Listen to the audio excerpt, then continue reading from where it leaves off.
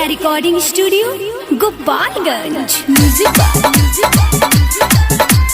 DJ Prince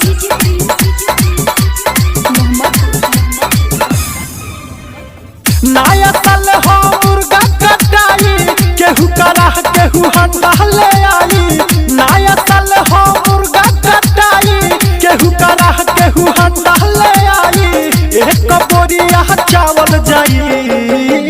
अरे ये boss DJ नहीं बजेगा क्या? अरे बाजी बाजी बाजी। ए फोन करबो हो कहां बारे डीजे वाला? अरे चाचा अरे हम बनी हो माई कलस ले तोरे संगे जाए के। ओह अरे भगवत किनारे तोरा माई के एक हथरिया दबावल जाई डीजे पर नाच के पचावल जाई। एक हथरिया दबावल जाई डीजे पर नाच के पचावल जाई। नया साल हो मुर्गा कटाई केहू करा केहू हंडा ले आई। नया साल हो मुर्गा कटाई केहू करा केहू हंडा ले आई। एक बोरिया चावल जाई। डीजे का डीजे वासल बड़े है गैस वाले चल गैस वाला जल्दी मारने का नहीं बॉस ले चलता हूँ। एक हथरिया दबावल जाई डीजे पर नाच के पचावल जाई। एक हथरिया दबावल जाई डीजे पर नाच के पचावल जाई।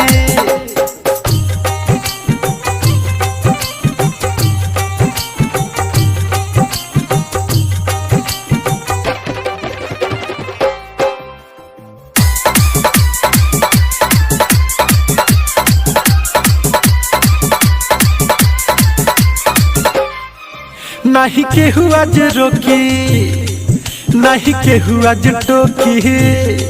नहीं केहू आज रोकी नहीं केहू आज टोकी। सभे चावरा में जाई छोड़ी घर लेके हाथ में बियर मारल जाई सारा सर। सुनो बोली के हैप्पी न्यू ईयर। मजली ही सभे हो के दिन दस हो आज के दिनवा बहरी खास हो।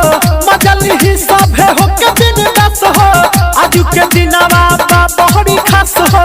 एंटी पार्टी के जरावल जाई। हेलो ए भाई बात करो डीजे वाला फोन लाग गई। हेलो हेलो अरे कहां बड़ा मर्द के अरे सब लइका उताई बड़ा जल्दी आवत। अरे बाग मर्द के ट्रैफिक में पपल बने आओ तने। एक हथरिया दबावल जाई डीजे पर नाच के पचावल जाई। एक हथरिया दबावल जाई डीजे पर नाच के पचावल जाई।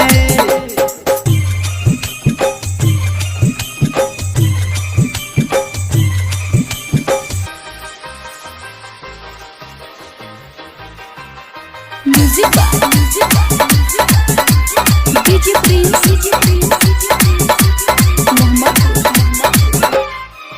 ओइले राइटर मनोज देख करे खातिर खोज। ओइले राइटर मनोज देख करे खातिर खोज। सब आइल सामान बाकी ना बालो हमनी के साथ सुनो सोनू से सनाथ लेके जाइल तेल के टीना।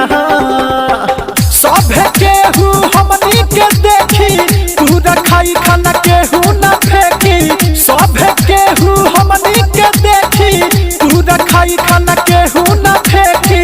गाना दीपक के बजावल जाई। ले भी ले 100 रुपया दिलवानी देख तब भगावता। अरे ठीक बा केहू ना भगाई तोरा के। सुन अपना माई से जाके कहो कि 500 रुपया के और नोट देवे के तबे पार्टी में राखी लो। एक हथरिया दबावल जाई डीजे पर नाच के पचावल जाई। एक हथरिया दबावल जाई डीजे पर नाच के पचावल जाई।